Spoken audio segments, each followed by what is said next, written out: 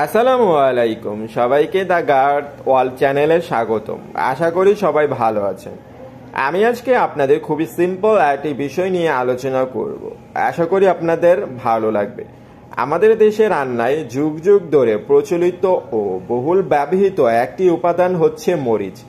আমাদের জিহ্বায় যে ঝাল জাতীয় স্বাদ আসে এবং যেটি ছাড়া তরিতরকারি রান্নার কথা কল্পনাও করা যায় না, সেই উপাদানই হচ্ছে মরিচ।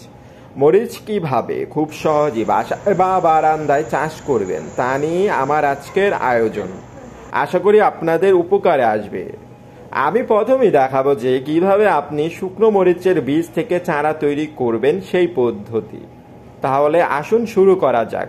শুকনো মরিচের বীজ থেকে চারা তৈরি করার জন্য প্রথমে 2 থেকে 3টি ভালো শুকনো মরিচ নিতে হবে। সেক্ষেত্রে আপনি চাইলেই আপনি রান্নাঘরের শুকনো মরিচ বা যে কোনো সরবরাহকারীর নিকট থেকে সংগ্রহ করতে পারেন। মরিচ সংগ্রহ করা হয়ে গেলে মরিচগুলোকে কেটে ভিতর থেকে মরিচের বিচি বের করতে হবে। এক্ষেত্রে খেয়াল রাখতে হবে যে মরিচের বিচিগুলো যেন পুষ্ট ও ভালো মানের হয়ে থাকে।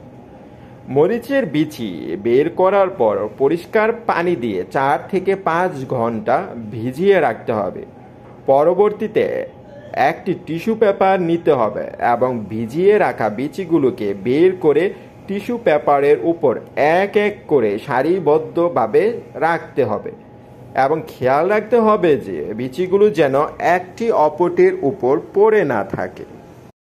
এবার একটি ঢাকনাযুক্ত বক্স নিতে হবে এবং টিস্যু পেপারে পেঁচানো বিচিগুলোকে বক্সের ভিতরে রাখতে হবে এবং এর ভিতরে সামান্য পরিমাণ পানি স্প্রে করে দিতে হবে এবং বক্সটিকে ভালো মতো সিলগালা করতে হবে যাতে এর ভিতরে কোনো প্রকার আলো বাতাস প্রবেশ করতে না পারে। এবার আসি মাটি প্রস্তুত প্রণালী নিয়ে।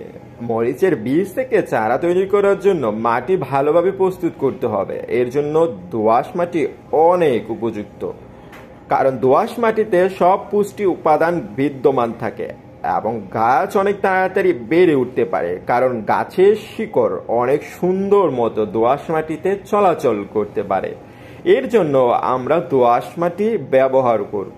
7 থেকে 10 দিন পর লক্ষ্য করলে দেখা যাবে বীজগুলো অঙ্কুরিত হয়েছে এবং বীজগুলো অঙ্কুরিত হয়ে গেলে এক এক করে প্রস্তুতকৃত মাটিতে রোপণ করতে হবে এবং বীজগুলোকে 20 থেকে 25 সেন্টিমিটার গভীরে রোপণ করতে হবে এবং শিকড় যাতে মাটির নিচে থাকে সেক্ষেত্রে খেয়াল রাখতে হবে। বীজ রোপণ করা হয়ে গেলে সামান্য পরিমাণ পানি দিতে হবে এবং মাটিসহ টবটি ঘর অথবা বারান্দায় এমন জায়গায় রাখতে হবে যেখানে সরাসরি আলো পড়বে না, কিন্তু আলো বাতাসের যথেষ্ট ব্যবস্থা থাকবে এবং প্রতিদিন টবের মাটিতে পানি দিতে হবে। 10 থেকে 15 দিন পর লক্ষ্য করলে দেখা যাবে অঙ্কুরিত বীজ থেকে অনেক সুন্দর গাছ হয়েছে। গাছের উচ্চতা যখন 1 থেকে 2 ইঞ্চি পরিমাণ উঁচু হবে তখন আপনি চাইলে এই গাছগুলোকে যেখানে খুশি সেখানেই রোপণ করতে পারবেন।